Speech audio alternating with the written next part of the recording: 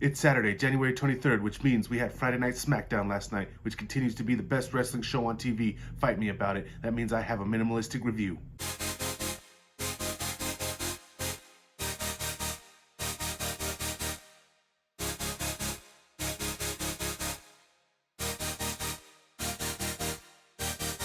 Smackdown started off with a recap of last week when Adam Pearce duped Roman Reigns and Paul Heyman, proving he was the head of the table. Roman and Heyman make their way to the ring, and then Roman also recaps what happened last week, but in a more heelier kind of way.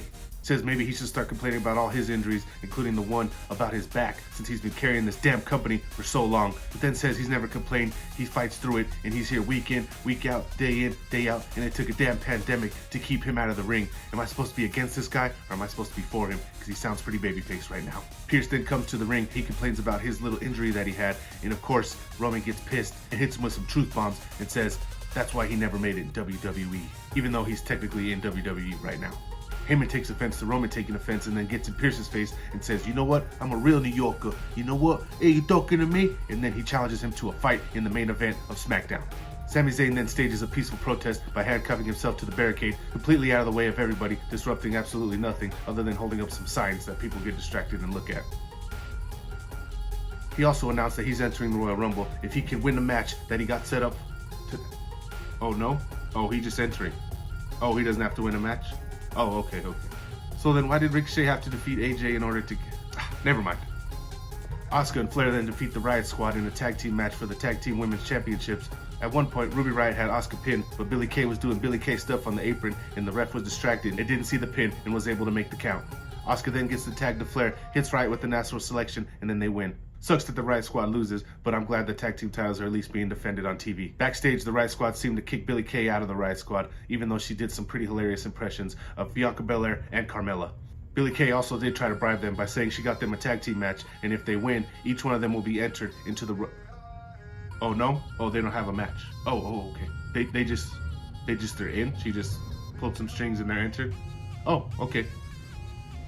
So then why did Ricochet have to defeat AJ on Raw in order to get it? Never mind.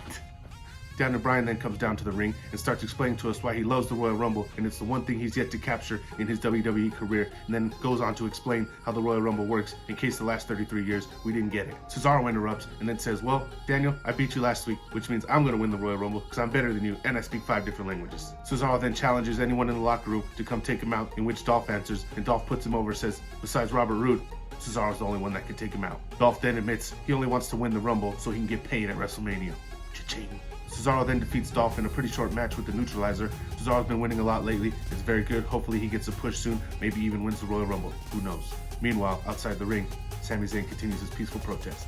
Reginald and Sasha have a really good fun match that allows Reginald to show off his crazy athleticism while Carmella watched on ringside. Banks wins with the big statement. Outside the ring, Sami continues his peaceful protest.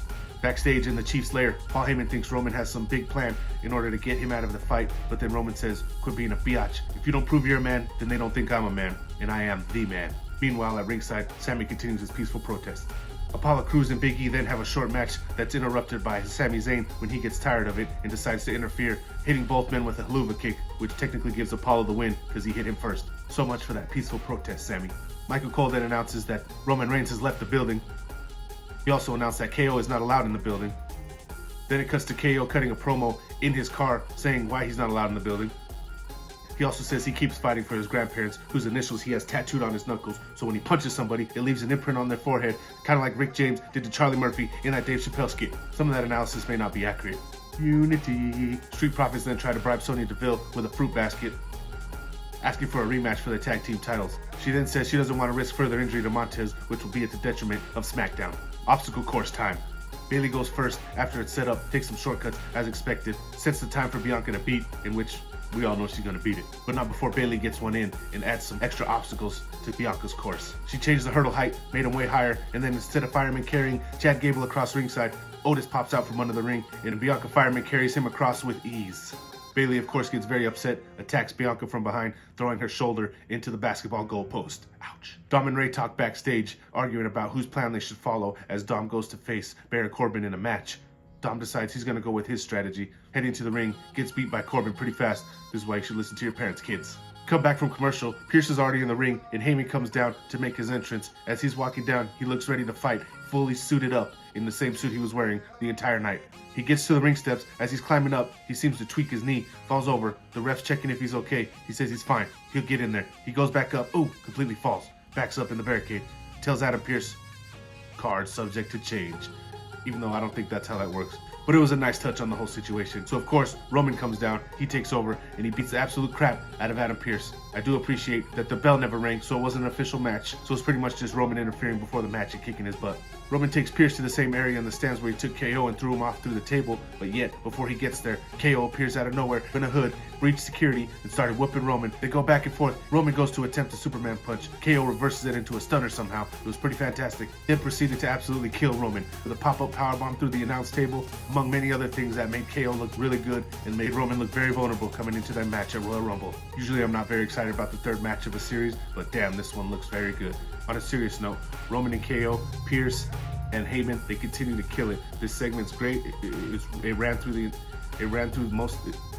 entirety of the show, starting a little bit sprinkled in the middle and ending with them. They're doing great work. Roman is killing it, and KO has got new life. It looks fantastic, and I can't wait for their match to see how it goes at Royal Rumble. And that's it, guys. That was Smackdown. Very good show.